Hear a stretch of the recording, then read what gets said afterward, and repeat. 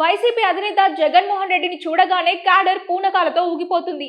కానీ నాయకుడి నుంచి ఆ స్థాయిలో రియాక్షన్ రావడం లేదా? 10-15 రోజులకు ఒకసారి ప్రెస్ మీట్ పెట్టి మాట్లాడడమే తప్ప రోడ్డెక్కి పోరాడే మూడ్లో జగన్ లేరా? అసెంబ్లీ వేదికగా ఏపీ ప్రభుత్వాన్ని ప్రశ్నించాలని కోరుతున్న సొంత పార్టీ శ్రేణులకు ఈసారైనా జగన్ సమాధానం ఇస్తారా? వైసీపీ కార్యకర్తల్లో ఉత్సాహానికి కొదవే లేదు. జగన్ బయటకు వస్తే చాలు ఆయనను చూసేందుకు, ఆయన మాటలు వినేందుకు భారీగా ఎగబడుతున్నారు. వీర లెవెల్లో అభిమానం చూపిస్తున్నారు. కానీ నాయకుడి పొలిటికల్ స్పీడ్ మాత్రం కేడర్ ఆశలకు తగ్గినట్లుగా లేదనే టాక్ నడుస్తోంది.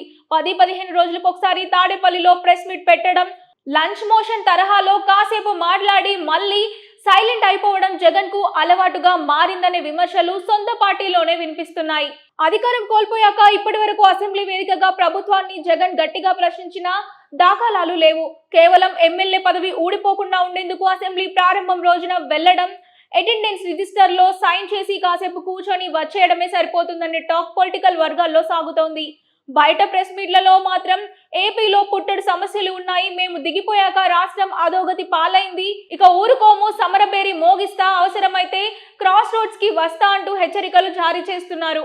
ప్రెస్ మీట్లకు పరిమితమైన జగన్ ఈసారి మాత్రం అసెంబ్లీలోకి అడుగుపెట్టి ప్రత్యక్షంగా ప్రభుత్వాన్ని నిలదీయాలని వైసీపీ కార్యకర్తలు బలంగా కోరుకుంటున్నారు.